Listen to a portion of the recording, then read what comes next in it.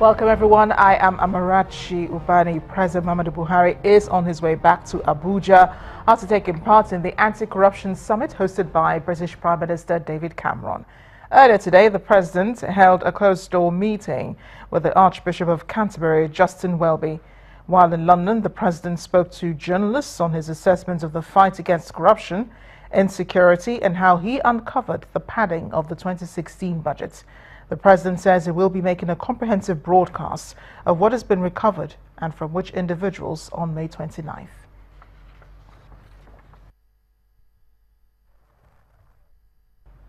Our presidential correspondent, Chukwuma Onekwusi, who's been monitoring the summit, joins us now. Chukwuma, thanks for staying with us on the program. Now that the summit has come to an end, could you give us an idea of what plans the leaders have to combat corruption collectively as opposed to individually?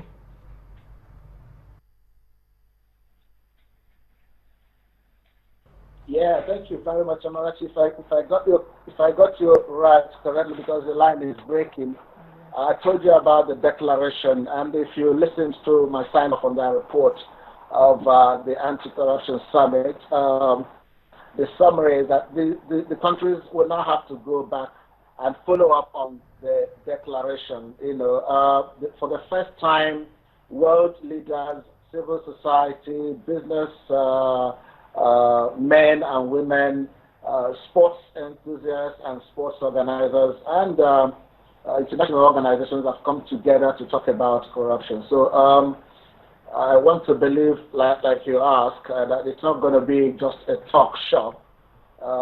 They will follow the declaration and the contents of the 34-point communique and take action immediately. So, Chukwuma, would you say that looking at the outcome, the summit was largely successful?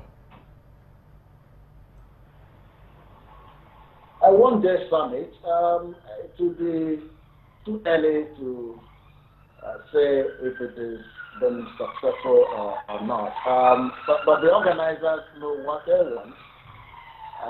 What we did was to conduct the event. What I like about the summit is the fact that the protagonist, if you like me to use that word, the organizer of that summit himself, the British Prime Minister, moderated and he took charge, and he showed that he is in charge. Most of the countries invited were here, and they spoke passionately about the fact that corruption is a hydra-headed problem that needs to be tackled. And we give them a few days and watch if action is actually going to be taken like they would want to. Oh, fingers crossed that they take action as they have promised. Thank you, Chukwuma, for joining us on Network Africa. Our presidential correspondent Chukwuma Onekwusi in London. Now, the United States has condemned Uganda's President Yoweri Museveni for hosting his Sudanese counterpart and war crime suspect Omar Al-Bashir at his re-inauguration. A spokesperson for the State Department confirmed that U.S., EU and Canadian diplomats had walked out of Thursday's ceremony in Kampala in protest at President Bashir's presence.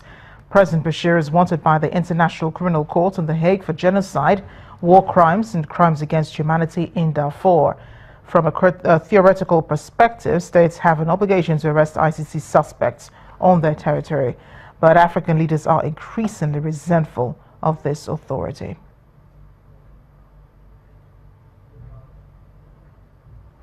So let's take a look at the African perspective to this. Joining us on the program is partner for Charles Anthony and former ICC prosecutor, Mr. Charles Adiogun Phillips.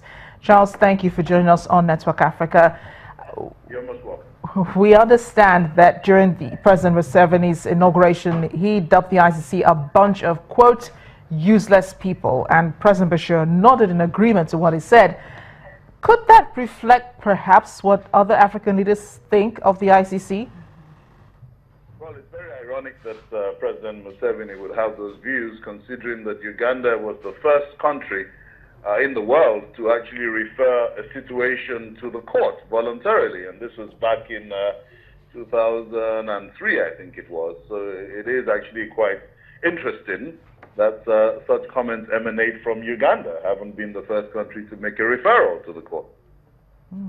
Whether or not it's indicative of the African view, I'm not so sure about that. I think there is a sizable amount of African countries that are opposed to the court, a lot of them in East Africa. Kenya is a case in point, Sudan another. But I'm not so sure that that comment is reflective of the entirety of the African continent. It makes you wonder really why African leaders are protecting Omar al-Bashir. I mean, if this case did emanate from Sudan, as you say, wonder why African leaders are so against the ICC. But how do you anticipate that, you know, I mean, the ICC's progress towards arresting Omar al-Bashir?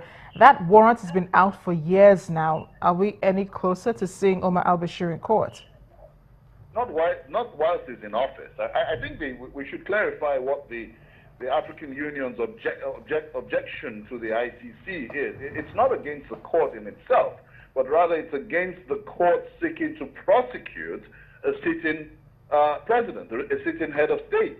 That is really what the core objection is. I don't think the African Union is in essence opposed to the court, as it were, but rather the court seeking to prosecute African leaders whilst they're in office. I think that's really what the cardinal objection is. Okay, then what about the warrant out on Omar al-Bashir? How close is the ICC to bringing him to appear in court? Well, first of all, President al-Bashir has indicated that he wouldn't be seeking re-election after his current tenure expires.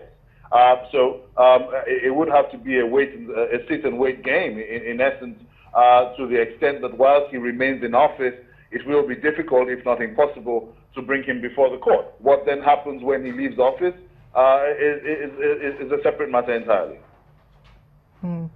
Charles, thank you so much for joining us on Network Africa.